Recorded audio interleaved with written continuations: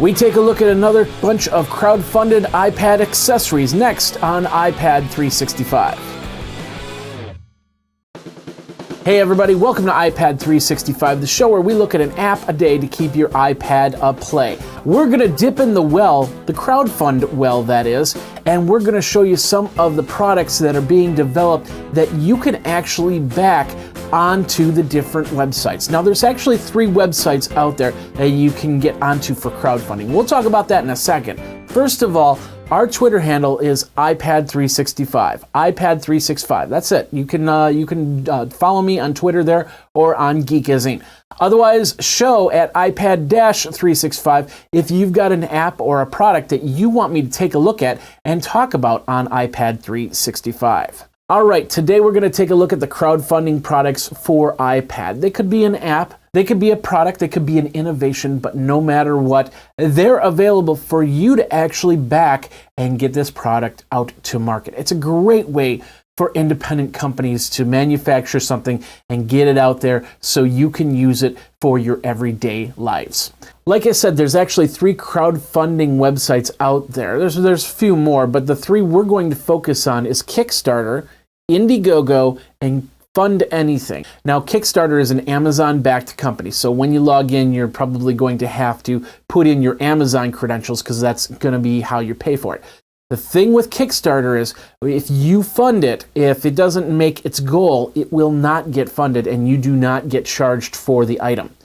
Indiegogo and Fund Anything are a little bit different. Indiegogo has an option that says even if you don't hit the goal, they could get some money if they chose the flexible plan. They have to pay a little bit more in the end, but your credit card then gets charged and your backing amount will actually go to that place, the item that you've decided to back.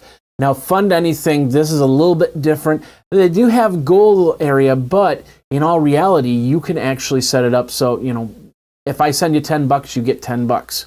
I get you $20, you get $20. Once again, if you don't hit the goal that you set, they will take a little bit more out in the end. But the whole idea is that, if you're looking for $2,000, end up getting $1,000 for your project, you can still start the funding and continue on with your fundraising and get this product to market, even though the public didn't back it at that point in time. Doesn't mean that it's not a great product. It just means that they didn't see it at that point. All right, let's take a look at some of these products on the websites. Now, I found a couple on Kickstarter. I found a couple on Indiegogo. I didn't find anything on Fund Anything that was related to iPads. Something very close, something with iPhones and iOS devices, but I just left them off the page. We're going to start with the Kickstarter funding projects here, and we're going to start with this one. It's called Everdock. It's for the iPhone, for the iPad, iPad mini, and Android dock. And basically what it is a piece of metal that sits on your desk. You wrap your cord into it and it becomes your plug. You put a little adapter on the bottom so the plug holds still when you put your iPhone in, when you put your iPad in, and then you can take it out. It's just basically a stand-up dock for your iOS device or Android device for that matter. It's all aluminum and it's machine made. It's a stand, and a lot of people have come up with stands before. The best part about this is you can actually get a single dock or you can get a double dock. So if you have your smartphone and your tablet, you can charge both of them at the same time. Of course, smartphone in front of the tablet or vice versa. And like I said, it makes a great stand. So if you're watching a movie while you're in bed or something like that, then you can put the iPad up, watch the movie, and have it charging at the same time. Now, there's 14 days left to go at the time of this recording. It looks like they've got it backed, but it's a great time to get into the ground floor because then you can get one of these products before they get to retail price, which might be 2 to 3 times the amount that's on this backing.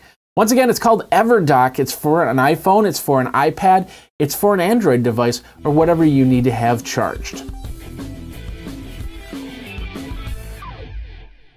All right, this next one is actually very ingenious. We saw this a couple years ago for a smartphone, but now they're looking for funding for an iPad mini version of this. Basically, it's called Touchfire Screen. It's a top keyboard for an iPad mini. Now, a lot of people love the tactile feel of a keyboard. In fact, when I pull out my iPad, I usually have that keyboard that I just put in and I start typing. And I've got a feel on that. When I start typing on the screen, I get all lost sometimes, not sure where to go. This actually adds a tactile feel to the screen, so you can sit there and type away right from the screen. It's basically a piece of rubber that has raised keys, so when you push it down, they kind of feel like chiclet keys, so when you push it down, you'll know where the A, where the S, where the F is. This is perfect for people with sight disability that still need to type away and get information out there and don't want to carry around a Bluetooth keyboard to do it. Now, the best part about this is it's a low price, so for $25 you'll actually get one of these Touchfire screens for your iPad mini to put right on there and feel what it's all about. Once again, anybody that has a visual disability or doesn't do the 10 typing, has to take a look at the keyboard, will like this a little bit better because there's a little bit more tactile feel. And the best part is it rolls up with your iPad cover, so it doesn't get in the way and you don't have to take it off and set it off to the side and then just wonder where it is every single time. It's the Touchfire Screen top keyboard for iPad. It's by Steve Isaac and Brad Melman and has about 27 days left to go. They've reached their goal, but you can always get it right now before it costs twice as much.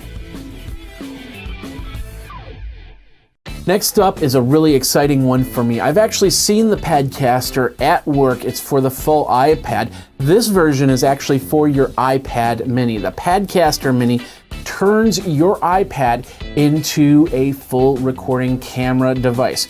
Basically, it's a case that you put your iPad mini into, and it's got an area where you can actually put in a couple different types of lenses, like a fisheye lens or a wide angle lens or something like that, a place where you can put a light, a place where you can put a microphone, and then of course a place where you can actually hook it up to a tripod so you can get a nice recording off of that. A lot of people have really gotten into doing some iPad recording. The iPad version has handles, so you can actually hold it like that. It looks like the iPad mini version doesn't have that, but of course it's a smaller type of device, so you probably can hold it a little bit better in your hands. But of course it's also meant to be put onto a tripod. So you put it on a tripod or maybe a monopod and then hold onto the monopod and get as much action as possible in your video. The backing is awesome, $99, and they've got the first 200 people to do $99 backing level will get a Padcaster, and then of course they go up from there. They're looking for a $30,000 goal. They've only got 9 days left to go, and they've hit only $5,100. So we'll see what happens there. It's a great little product. It's called the Padcaster Mini. It's a project by Josh Apter of New York City, and there's 9 days left to go, so you better get there and sign up for that one pretty quick. All right, when we come back, we're going to flip over to Indiegogo and take a look at a couple of those crowdfunds and see if there's anything that sparks your interest.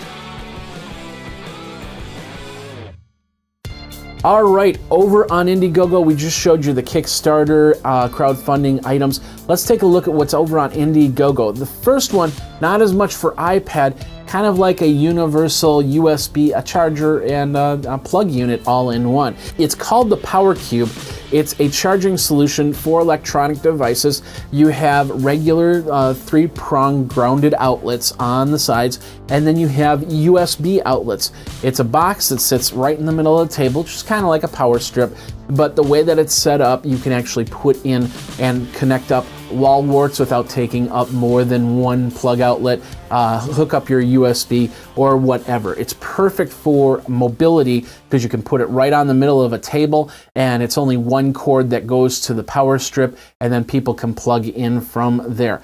There's only 14 days left to go for their $25,000 goal. They're at $153.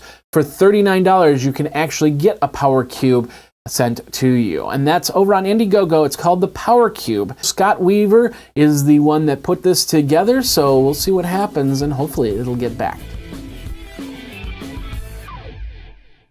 All right, finally on Indiegogo, it's actually pretty cool. If you've got an iPad mini, you might do some exercising. You might want to just put the iPad mini on the wall, maybe in the kitchen when you're trying to go through a recipe. You don't want that iPad on your counter to get dirty or anything like that. Well, that's what this is about. This is the iPad mini in-wall dock.